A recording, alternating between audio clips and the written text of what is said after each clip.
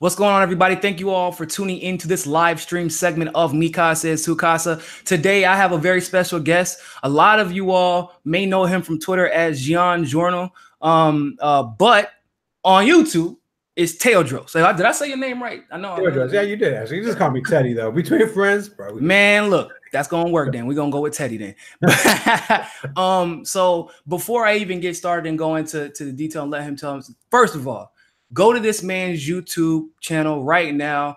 Subscribe.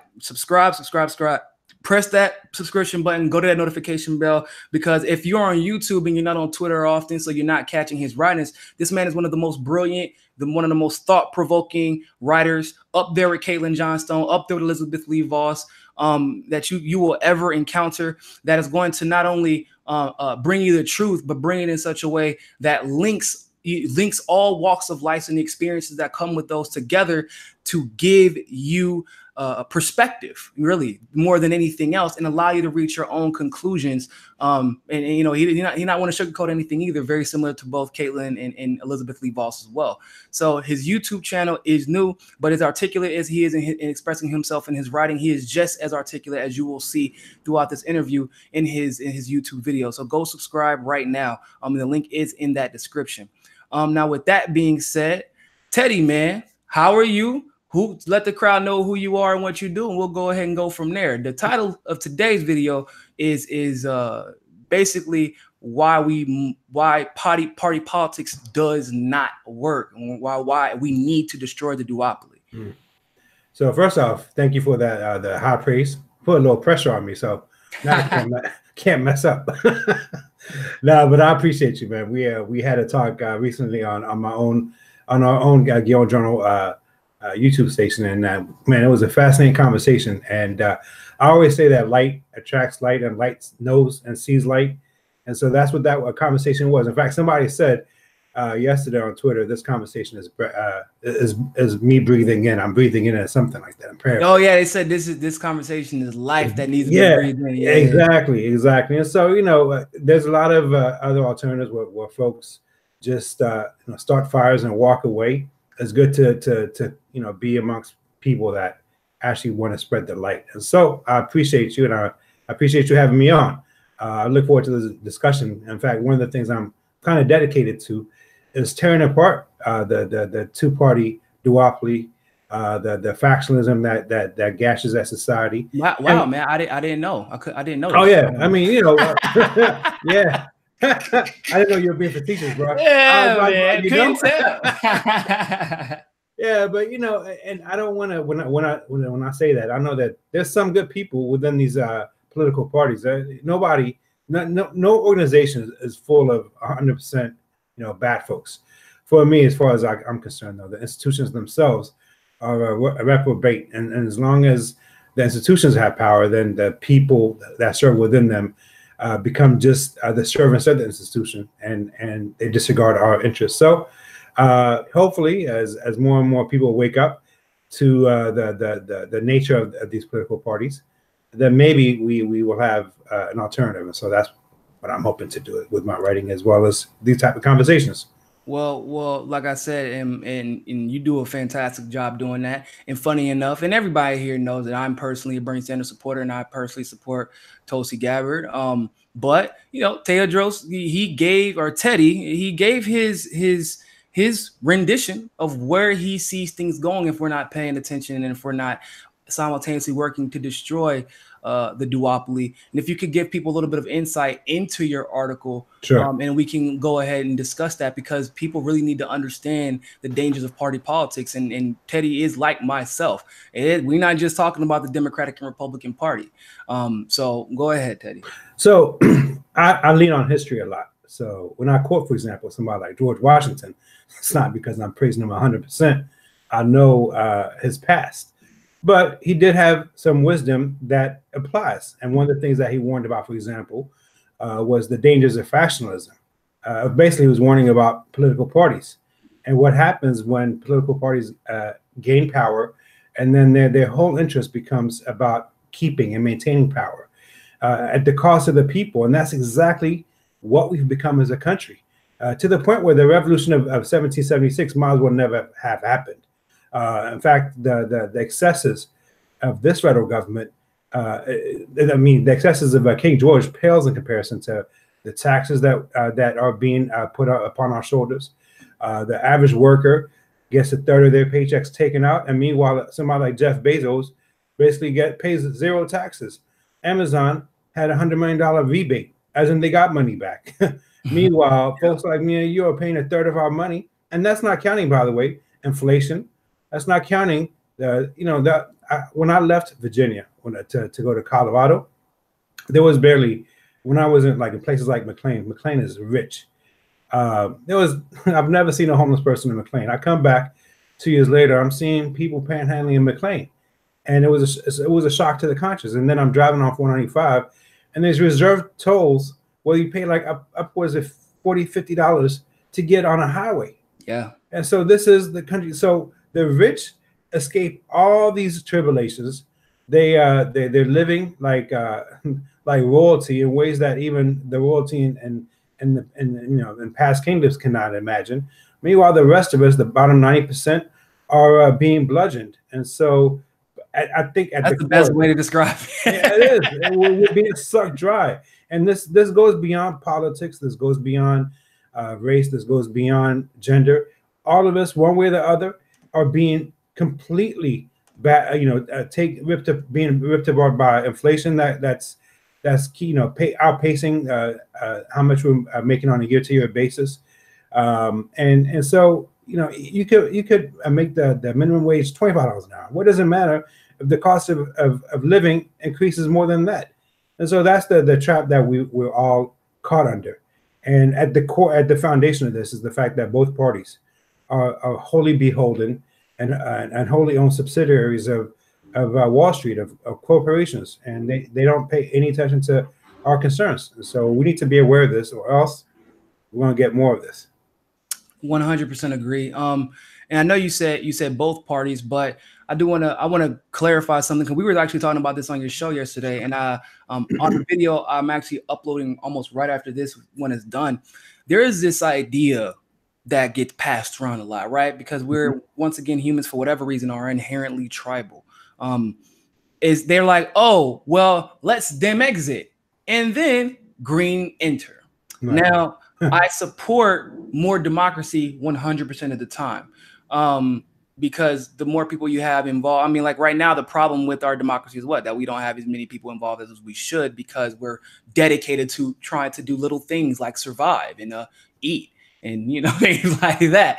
Right. But, the Congress right now is supposed to be about 4,000, but the executive branch overstepped their reach and limited how many people are supposed to be in Congress. We're supposed to have many more delegates around the country right now that are also supposed to be they're supposed to be the ones electing Congress, and Congress is supposed to do what the delegates tell them to do. Yep. There's not a lot of delegates. There's supposed to be like a lot of delegates per city and then per county, and then and go on. Yeah. But now, because we have less representation at the lower levels, we have it trickles up, if you will. Right. So what people think is that if we just replace the Democratic Party with the Green Party, things are gonna get better. No. Nah. I know the Green Party people. I've worked with the Green Party as much as I've worked with the Democratic Party, as much as I work with independents and moving with the People's Party. They all have good elements, but because of us hating so much the dominant, whoever's dominating at the time, whether it's the Democrat or Republican Party, we overlook the bad elements or the bad potential of another party, and because they're trying to win us over, so they're only really showing us the good.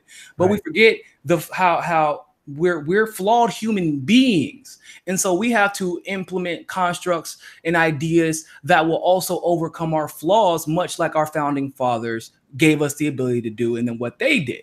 Right. So if we replace the Democratic Party with the Green Party, what do y'all think is going to happen? You act like they can't be paid off just as easily as the Democrats can. Right now, it's very easy to say they're not going to be paid off, right? Because they're not winning that much.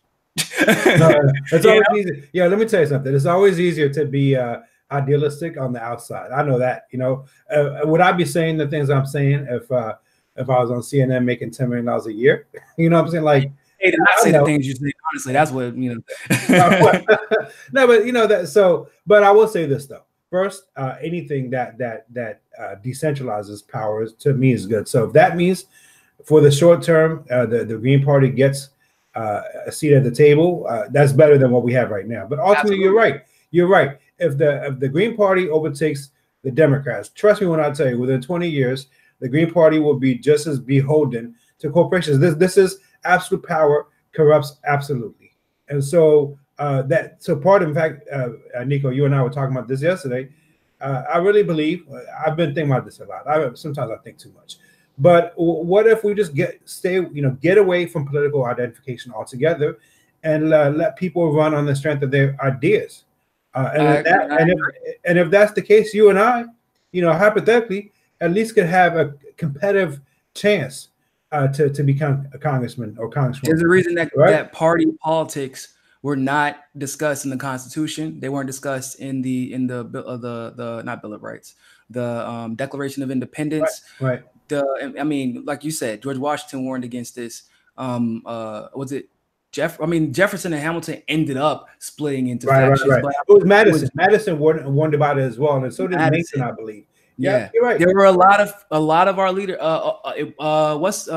Ben Franklin? Same thing. Ben Franklin was a way ahead. You know how far ahead of his time Ben Franklin was? Ben Franklin was the first person to look at. He was involved in the Constitution. Right. He wasn't a senator or a congressman. He was, sitting next to the presidents. We still call him a founding father. What was Ben Franklin's job in the government? Ben Franklin was the first motherfucker to step back at it. He said, "Y'all know what? I don't want nothing to do with this. Right. I'm a influence, but I'm gonna do my thing on the outside." Right. Ben Franklin was probably the first lobbyist. Let's go. But he realized that the same thing that you realized, the same thing that I realized, and many of us in this movement for truth have realized. You are right. If you're inside, your opinion cannot be as objective, as influential as being on the outside. But I do think that there have not been enough people to learn from Ben Franklin, in the sense that they feel like there's one of two ways to affect politics. Is either you have to be all the way inside, or you have to be outside with no experiences, no network, and just point fingers. But you have to be a little bit of everything. Right. You have to get a little bit of experience in the business world. You have to get a little bit of experience in political world. You have to get a little bit of activism in your life. And you know, if you want to convey yourself, you should probably learn a little bit of public speaking and writing. And you have to build those networks and figure out what your path is to influence the outcomes of whatever you need to influence, as far as whether it be politics, activism. We all have, I do more direct politics and political engagement. Some people a little bit more climate change activism. But you think you can really change the policies without knowing people in policy, in climate change policy, who are also, they have a little bit of a foot in the activism world, because that's a lot of times how they ended up in climate change policy. Right. So Ben Franklin was kind of writing the blueprint, and we're seeing that transition right now, where you do have to have your foot in one door, one out the other, but there is no set way to get it done. And in fact, if you try to commit to 100% one way or the other, you get trapped. Yeah. But let me tell you, as much as I write about politics, I think before we even get to that point, we as a people really need to take a step back and reassess. I don't know. Now it's gotten to the point where a complete lunacy, as far as I'm concerned, because Donald Trump has really messed us up. There's no objectivity. You're either a QAnon believer, and you keep saying how Trump is playing three-dimensional. I think they're saying four-dimensional. Yeah, four-dimensional chess, man. Trump is the genius that we never knew, apparently. And if they caught him, doing something hideous, they will still say, "Oh, this is fifth-dimensional chess." You know what I'm saying? So, but then on the flip side, though, you have the people on the court, the supposed left. I don't even know, being peddling, latching on to this Russiagate nonsense, and so. It's almost impossible to have a rational discussion. Oh man, the Russiagate nonsense. Lord Jesus. Yeah. So in this way, what we've become is we've become a cult of personality in ways that Jim Jones would have been like, "What the hell are y'all doing?" You know what I'm saying? Like the red Kool-Aid cup. Nah, we're drinking a whole bottle. You're familiar with the Hegelian dialectic, right? I had a little bit, but not too so much. If it's the idea, to put it simply, it's by Hegel. He was a German philosopher, and he believed that literally human beings do not have at least they're not born with the ability to seek what's in between. In other words, if you aren't A, you have to be B. And if you're not B, you have to be. It's almost instinctual. I would argue that we were conditioned that way, but some people believe that and it's for simplicity purposes, because our brain naturally categorizes, and we feel uncomfortable physically if we can't categorize somebody, even though we shouldn't. The idea should be, okay, we'll inquire more to figure out where they stand as an individual in a vacuum, rather than trying to categorize them without understanding. So that's what the Hegelian dialectic is our lack of ability as human race to make the conversation about, okay, well, what if there's something in between? But let me just say though, I don't think it is human nature. I think a lot more of it is human conditioning. As a child, I used to question all the time, right? And I would get in trouble for that. History class, they would say some propaganda, and I'm like, no, that doesn't make any sense. That's not what happened. I get written up. You question a little bit too much, even within the context of a family. Your parents try their hardest in a way to make you stay in line. And so this is conditioning. We're conditioned to see things in a very through narrow prisms, and those people that question them are discounted as crazy.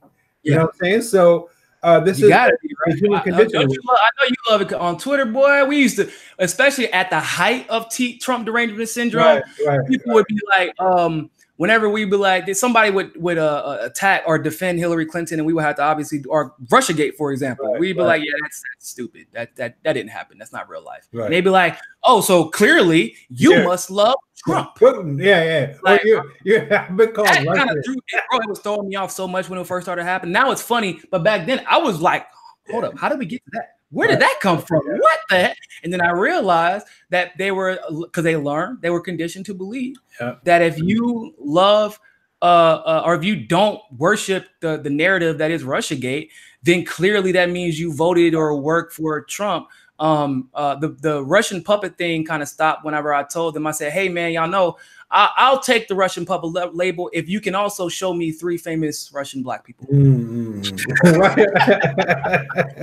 don't know if they got access to the hood like that to recruit us. So, but but once again, it's just another example of the Hegelian dialectic where same thing, right? If you love Bernie, they also assume that you must love the Democratic Party. Imagine going to a restaurant. I'm just trying to come up with an analogy. But you go to a restaurant, you're like, hey, let me get Coke with no ice, right? And he comes back, he gives you Coke with the rocks in it. You're like, what the heck is this?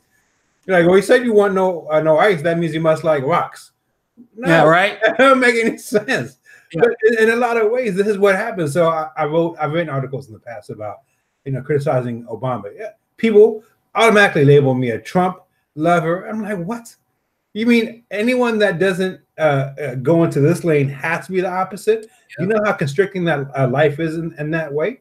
Well, you know how constricting that life is people don't know. Being black and not liking Obama, it's okay now. It's okay now, but back then we were on the cutting edge of being whatever. Hey, but by the way, I will give Cornel West credit, because guess what? Up until my awakening, up until my wokeness, up until then, when and actually I take back even before that, Tavis Smiley, when he criticized Obama in 2008. Yeah. You know how much courage that took? Well, this is in the middle for that. I was one of them. I wish I think I apologize. I did. I actually wrote him and said, I apologize. You were right. You know what I'm saying? But so I think in a lot of ways we constantly grow as well, because I'm not the person I used to be. I thought I knew it. Yeah, I thought I knew it all back in 2008. I look back now, I'm like, I didn't know shit. So I could just imagine when I'm 55, I look back, I'm like, wow. Even now, what I know now could be obsolete, So. Yeah, I know, right? That's the goal, though, right? If that means if you feel like, because it isn't just you, obviously, it's everybody. In my opinion, you've been paying attention. You can't be the same person you were 3 years. If you are the same person you are 3 years ago, you've been paying attention to what happened, right? That's at the end of the day, Trump is the scar on America's face that should make everybody look in the mirror and say, how did I contribute to this bullshit? It don't even have to be political. It don't have to be political. Like we talked about yesterday with my brother's friend, right? Right. Yeah. My brother did his part to make sure that guy from Alabama did not vote for Trump. Right. You get what I'm saying? Did not enable the people who supported Trump. Yeah. Because of the wrong reasons. I'm not gonna say everybody supported Trump for the wrong reasons, but for those who did in fact support Trump for the wrong reasons, how did you enable it? There's another side of that fence. There were people who supported Bernie for the wrong reasons. And when I say that, because there are some people who supported Trump because they were worried about self-preservation of their identity and themselves and their prosperity. And there were people who voted for Bernie for the exact same reason. Because what happened was you started seeing some ugliness come out towards minorities, towards they always felt like they were whenever, for example, we talk about racial injustice issues, they always say stop talking about race like it is in reality. You know, tell women that it's not that bad. And so they started gravitating towards Trump. That was an anomaly that I realized. It's like, oh shit, it's unfortunately because human beings are selfish. Our best interest. So we saw it was a lot of that. And once again, if it isn't Bernie, it has to be Trump, right? I think things are going to happen. You can't just advocate pulling back from society altogether. But I think as we get riled up into these discussions, we really need to inspect at our own actions that we take on a daily basis. And I know that maybe a lot of you folks didn't tune into the show yesterday, but you told me about how your brother, when he encountered someone that was racist, he gave him a pushback, but it wasn't a pushback to the point where it was vengeance. And it was wrapped in compassion, Right. He literally took him grabbed his arm around him and said, "Hey, man, look, nah, you can't do that. Can't talk." But he knew it was and because of that, and over time, I think you told me that they developed a bond and a friendship, and so that type of outreach changes lives. You know what I'm saying? But going around thinking that, look, you can sit up here and blame Trump all you want, in which he takes a lot. I could write books about this ignoramus that we have in the White House. But then again, there will be. Like, how the hell did we let this happen? But guess what though? If we are just today, I wrote the article that about socialism and capitalism and kind of comparing the two. And you can say a lot of things that you want. You could say I'm wrong. You could say that I didn't do enough research. You come at this in a way that you could disagree, and I would respect that. But this man came out of nowhere, and the type of animosity that he had, and I'm like, so you want to sit up here and blame Trump, but you emulate Trump. Trump in this way becomes a manifestation of what we've become as a society. I remember a 65-year-old man one time replied back to an article that I wrote. He said, "What is this ass hat?" I was like, "God, you could have been my dad, yo." You know what I'm saying? Like, my dad would never say that. Yeah, but it's funny. It's funny that you said that if you look at Trump's Twitter, that is a reflection of American society, and nobody's. I'm like, you see how reactionary this man is. You see how he tries to go whatever way the wind blows, and then y'all blow right with him and let that control the conversation instead of letting we let agendas and the pop culture. Because politics is now entered into the realm of pop culture, determine where our conversations go. And because of that, there will always be a Trump that is elevated because he knows how to play both of y'all. It don't matter what political party but here's the thing. Just like pop culture, which I would say that Trump largely represents, there are people behind the scenes controlling him. Of course. Actually on that note too, if you remember back in 2010, I think it was, or actually in 2008, they repossessed Obama's BlackBerry, right? And so he put up a fight. This is available. You can just Google Obama BlackBerry and something else. Just Google those two, Obama and BlackBerry in 2008, and you'll see that he actually tried to, he put up a fight to try to keep his devices, and they're like, no, you can't. That's a security risk. That's the bureaucracy that basically manhandled Obama and made it impossible for him to have his own Twitter account. His Twitter account was co-opted under the Obama for America campaign because he couldn't have his own, right? And in fact, whenever I did not know that. Whenever you will see sometimes Obama will send out a tweet and it would say -O or -OB. Oh, well, that's right? Wild, bro. Because I had that same, bro, you'd be surprised the connections you can make. Because I did a whole video because I noticed that there was something off about one of Bernie Sanders' accounts during the after the campaign, and I was like, yo, that's not Bernie. Right. So I'm telling you, so that it's one thing for senators, and even they have your. Well, even then, though, because senators at a certain level. But I mean, when you compare that to the White House, though, you know what I'm saying? That the type of scrutiny that they go through. So Obama once in a while will send out tweets where he put his name to it. That doesn't mean that he's the one that authored it. The vast majority, if not almost the totality, everything that was sent out had to be scrubbed to make sure that it complied with precedent and it complied with the bureaucratic chain, right? So now we're supposed to believe, and this is not just Obama. It was like that with Clinton. Eisenhower once said, no, Truman once said that the White House was the biggest open-air prison in the world, right? Well, we all know that's Palestine now, but what he was saying though is that So they did. So for the Obama situation, it was a 2-month fight. He did eventually be allowed to use his BlackBerry, but there was like a whole bunch of rules behind it. I think Twitter was probably one of them. And the rules being that he would have to submit them and then basically get a sign off. It had to go through a chain of command, basically. You know what I'm saying? Yeah. So this is nothing new. This every president is handcuffed by these, and they rebel against it initially, and then they get up to it. Can I say something real quick? Isn't that funny? Obama, you can't have your phone. That's a security risk. Right. Okay, Hillary. Y'all care about security now. That's interesting. That was really interesting. But I will say this though: if you're thinking throughout the history, the American history, presidents have had these type of handcuffs on them. Do you think that all of a sudden Trump, out of nowhere, he's not? I'm telling you, I can never prove this 100%. Even the tweets that he's sending out, a lot of them, if you really inspect them, they're meant to agitate, and a lot of them are his staffers. And in fact, you could Google that too, or web search that. I hate to give Google a free plug, but there was actually an article. There was an article on the Boston Herald, I think it was, about a year ago, where it said that his staffers were writing his tweets. Yo, this is nothing but a reality show, and you're falling for it. And Trump was given the reality show that he was given, 7 years ago for a reason. They were training him how to medicate us. Guess what? Not medicating us.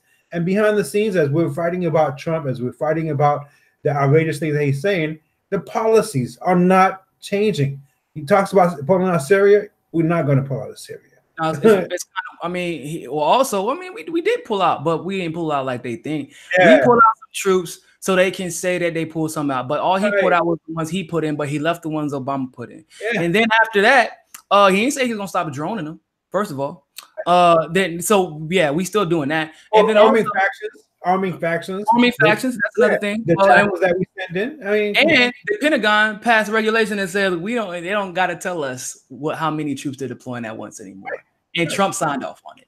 So we never know. We'll never know. We'll never even know after now. So let's be honest, right? Because there is this idea for some reason that goes around, because Trump pitched himself as Bernie, but on the other side of the fence, right? That he's outside of the establishment, when he's actually never really ever been outside of the establishment like he would like you to think. Bernie has a history of being outside of the establishment. He was part of it. And people think for some reason that even though he has basically all of the administration that Hillary was going to have, that's the worst part. Give or take maybe an attorney general or something like that, or a VP. Bowen was Hillary's pick. Right. Mattis was Hillary's pick. Elliot Abrams is Hillary's. What are y'all talking about? There's no difference, right? It's the same people who've been running administrations for 40, 50 years. These people, when they first got introduced, had brown hair. Now they got gray hair, and they still on his campaign. And by the way, if you really want to go on that level, Kissinger has been look, common thread of every administration since Nixon. You know what I'm saying? That was it for me, because I was trying to hold out hope. But maybe he's an agitator just enough for us to get something done, or at least destroy something. I ain't think he can fix it, but I knew he can mess some stuff up. When I saw him sit down with Kissinger twice, The same thing with Obama. Bro, after that, it was over.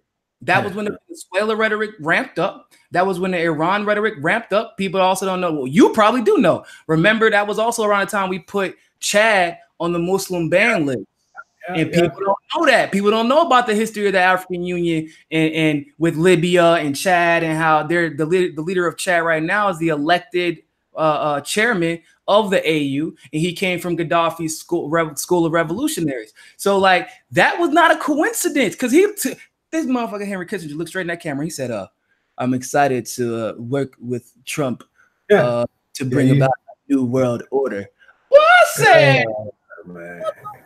Yo, by the way, they've been speaking about that since 1988, Bush. So the thing about real conspiracy, right, versus conspiracy theory, is that when at some point things become so surreal and they get so lambasted by mainstream media that anyone that actually speaks the truth sounds like a conspiracy theorist, right? So. You know, when you say, like, for example, when you say New World Order now, you automatically are put in the box. I didn't say this. You don't got it, bro. I showed the video, man. Look, bro, I will tell you, my video got so suppressed about Henry Kissinger. Right. Oh, I've never, like, it was the weirdest algorithm that I ever seen, because it was like that day, it was like all over Facebook. Right. But bro, it got scrubbed. Like all those videos got scrubbed. All the conversations, all the statuses got scrubbed, and I believe it happens to me all the time, and that was because he just, bro. When you have somebody look at you in your face, and because you know it, you've been hearing it, you've been reading about it, but when they're at the point where they're audacious, they're telling you we're gonna do it, and you can't do shit about it. Yeah. But you see, that I think ultimately is gonna be their downfall, and that happens eventually, because arrogance is like an alcohol. It's a drug, like anything else. It has a half-life, and you need more. You need more and more of it until to the point where your body just becomes resistant to it, and you really have no ability to have limitations on arrogance. And you can't discern when it's your arrogance speaking and when it's reality. And then at that point, look, ultimately they need us, the people, the proletariat, and the police officers, the army, the folks. These people, these institutions are populated by people. Right. And so if they push too much, then the people that are part of these institutions could say enough as well. And this is what happened in the French Revolution. So power would do well.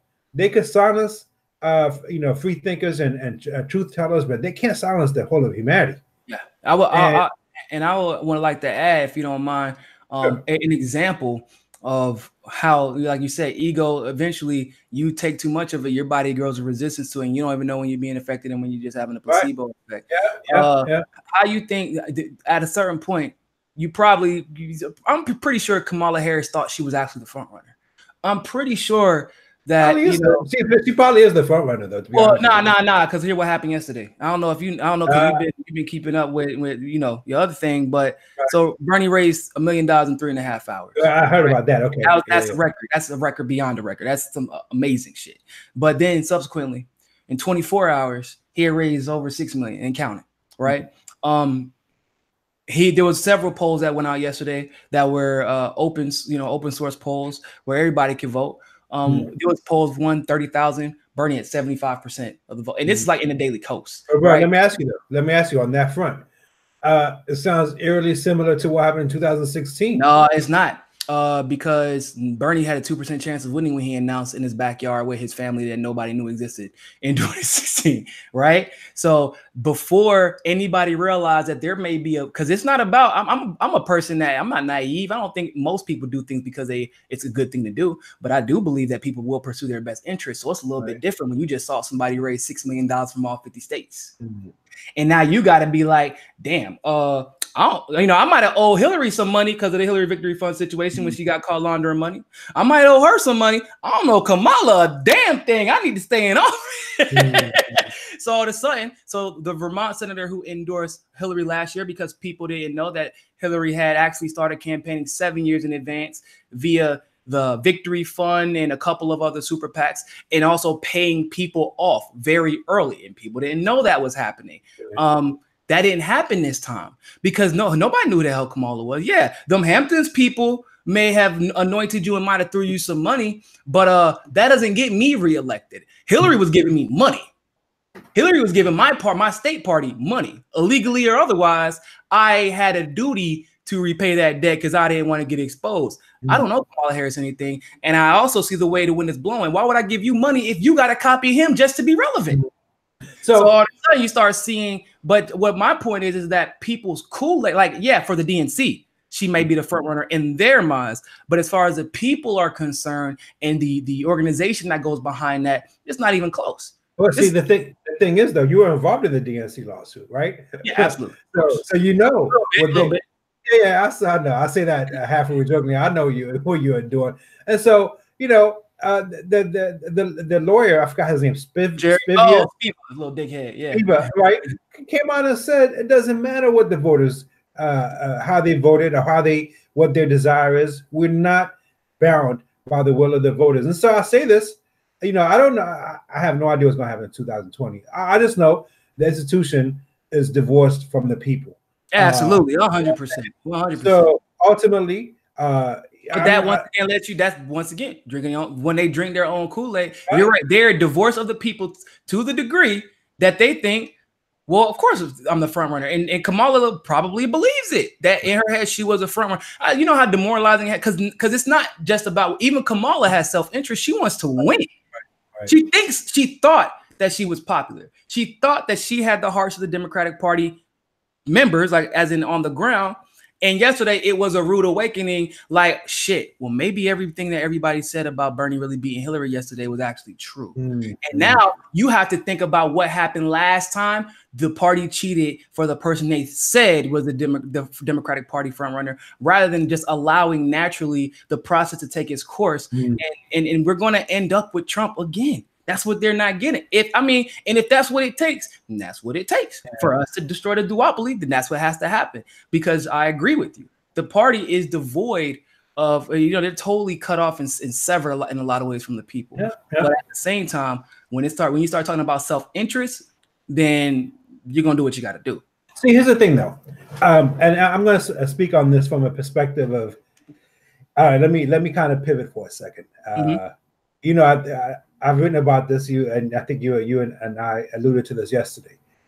These labels that we've been given, I'm I'm repulsed by them because I know the history and why they were imposed, right? And so I always go like black people, like I know where they come from. These labels are nefarious. Our ancestors never called themselves that before imposers came in, colonizers came in and imposed that label on us. And they did that for a reason. They did that to shadow humanity and to also to libel us. So I say this, I always have to kind of say that as a preface. But when it comes to black folks, we have, for the longest time, we've been conditioned to believe that Democrats have been our saviors. If you really go back throughout history, and look, hey, I'm not trying to encourage you to go to Republicans.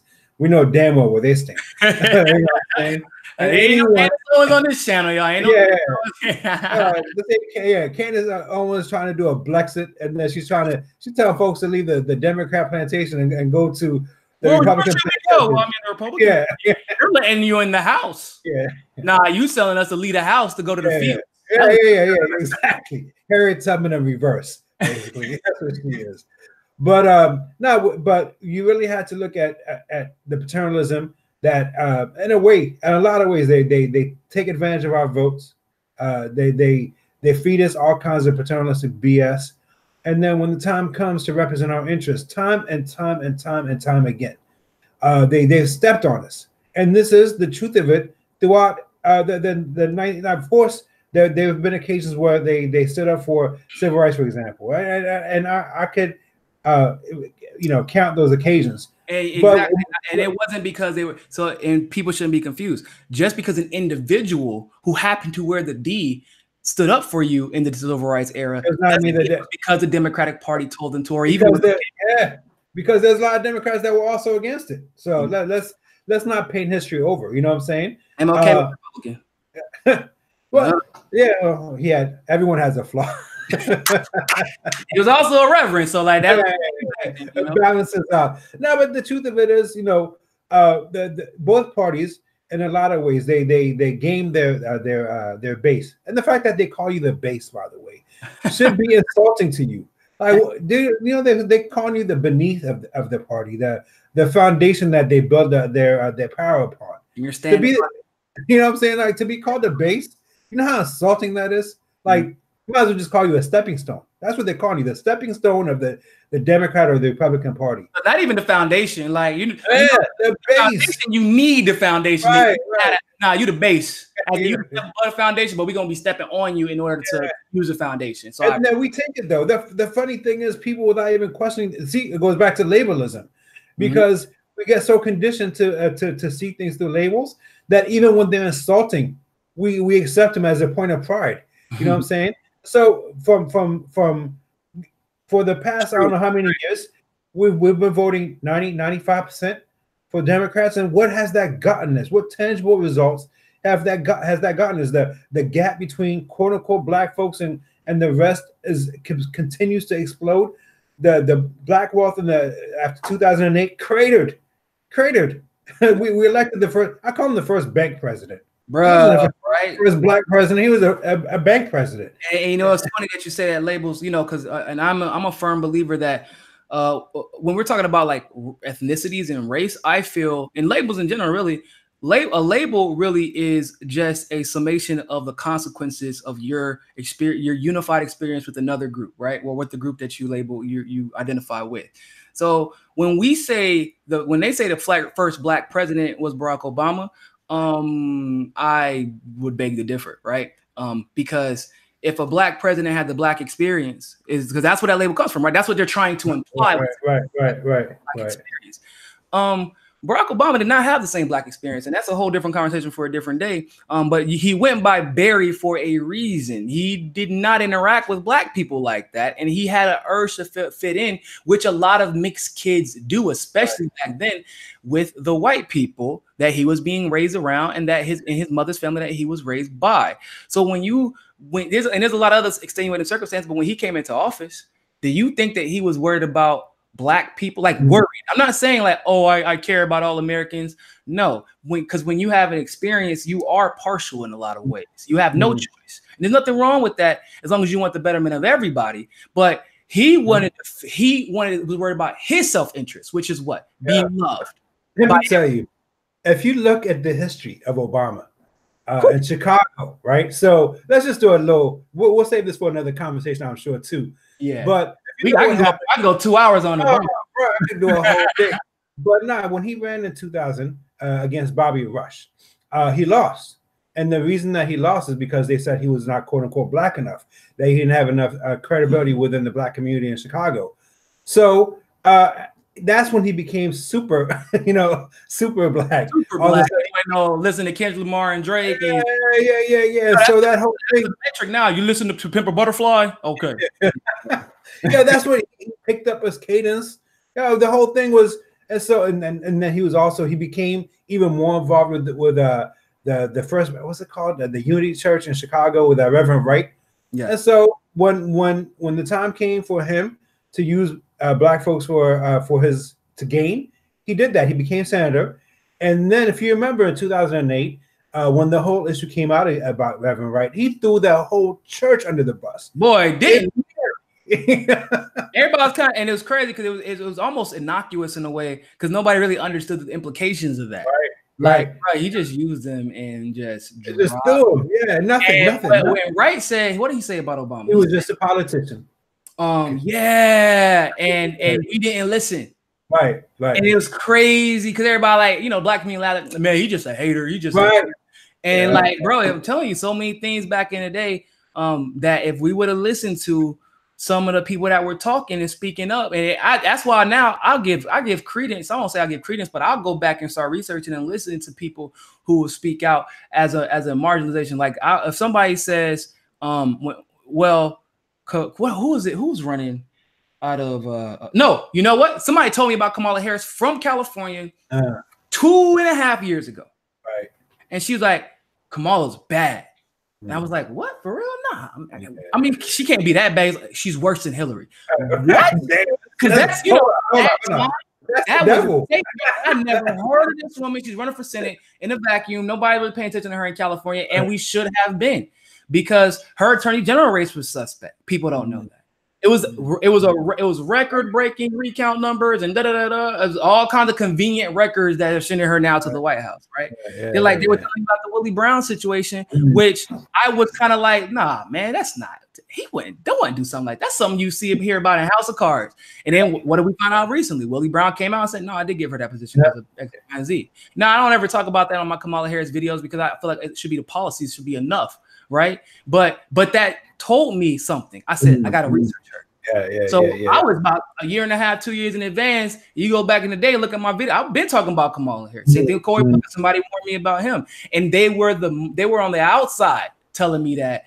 And when somebody's telling you something, you haven't heard it, you better listen. You better listen. I'll take it one step beyond. When they tell you themselves, who is it? Maya Angelou said, when somebody tells you who they are, listen, right? So Kamala Harris has been telling us who she is a long time ago, including when her office, and she tries to say this, it wasn't her responsibility. Her office. I love that excuse. Right. As if she wasn't having a sit-down meeting with them on a daily basis and running down the cases and stuff. That's a Hillary tactic right there. Triangulation. That's what that is. I don't owe my office. I don't read the paperwork they send me. It's because before you go and make an argument in court on behalf of the Attorney General or the state, which is who the Attorney General, you gonna run it by your Attorney General. Because if it ain't sound, you're gonna have situations which I'm sure are about to arise if they happen, where you get sued, which is why Kamala Harris got to protect you too. So your Attorney General reads everything. I'll be damned.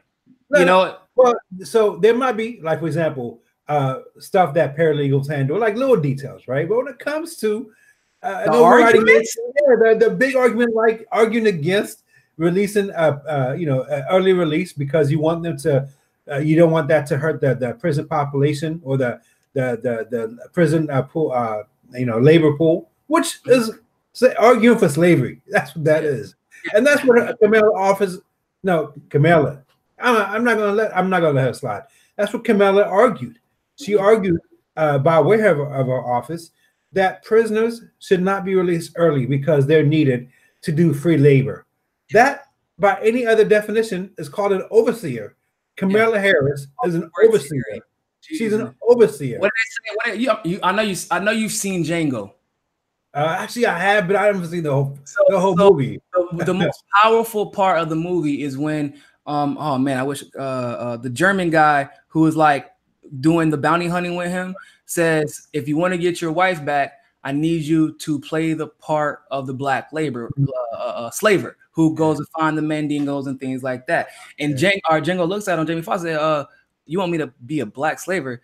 That's the lowest of the low. That's worse than being a house nigga. That's worse than being the head guy in the house, like what Samuel played. And he's like, exactly, be that. Be the word. And he was saying that because he wanted to do good, just to get his wife back. But that is what Kamala Harris is, and people don't get that.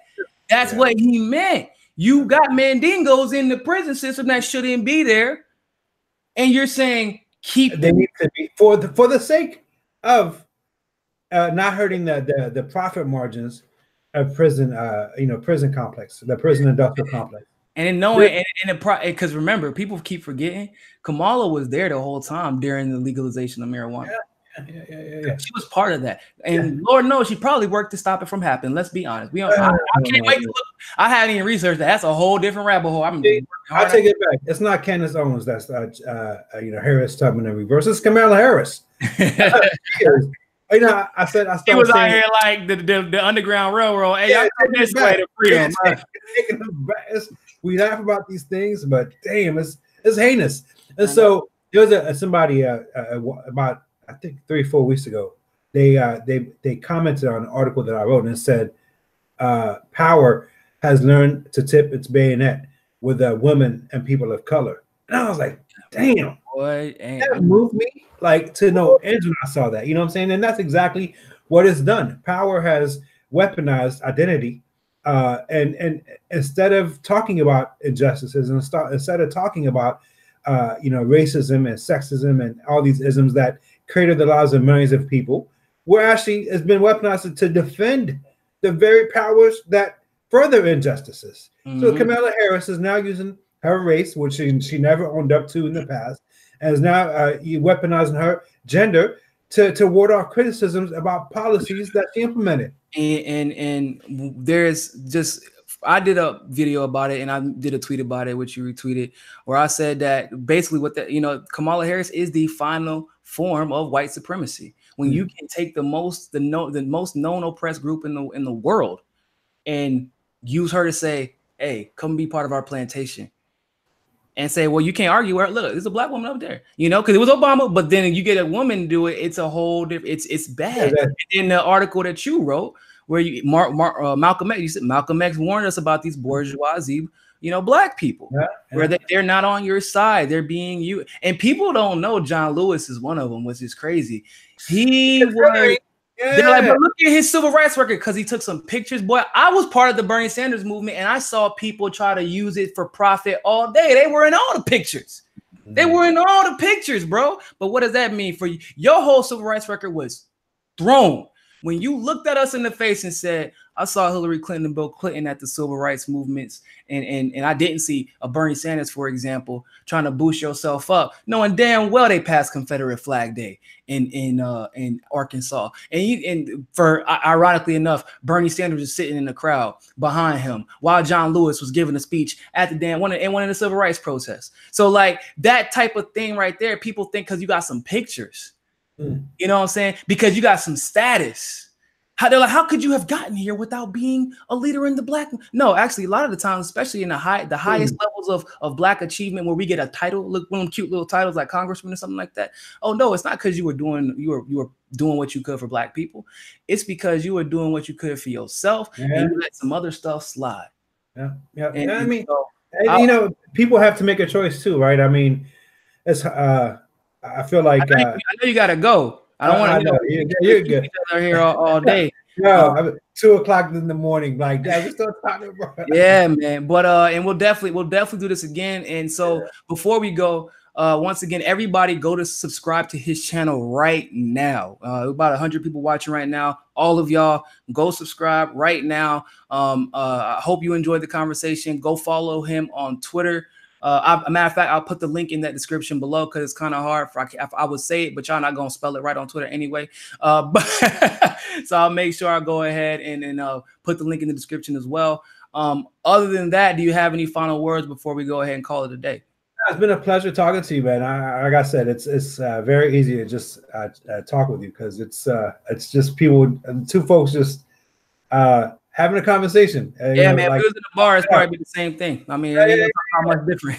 But, I hope that more and more people understand. And one of the things that we just talked about yesterday too is, you and I could see each other as competition, and the fact that we're saying, nah, actually we're not. We're going to collaborate and build together. This is how communities get, this is how communities get built up. And so this is not just about us. I hope that more and more people understand that collaboration, not competition, is where it's at. Absolutely. So, absolutely. And speaking of collaboration, just before I go, I am going to have Kim Iverson on tomorrow, Thursday at 12 p.m. Pacific, 3 p.m. Eastern. So definitely tune in. She got some good news. She was just on Jimmy Dore's Aggressive Progressive show as well. I mean, that woman is amazing, and she's going to tell her story as well. And you're going to want to really hear this because she basically left the establishment not too long ago, maybe 5-6 months ago, making 6 figures and said, I can't do this anymore. And it started from zero out of, her family's house as a grown woman who had everything. So it's definitely an interesting story, but, thank you for having me on your channel yesterday. And I'm glad we could bring you on today. And as things unfold and as the duopoly starts to play its games, definitely going to have you back on. And definitely if you was one of the people who were against the Russiagate rhetoric, Teddy was one of the ones like myself who called it from the very beginning because we know how the game is played and we've been told the same stories over and over again. And we was like, it ain't falling for that shit again. So, so thanks for coming on, man. For everybody else, always remember, more than anything else, find your balance. Peace.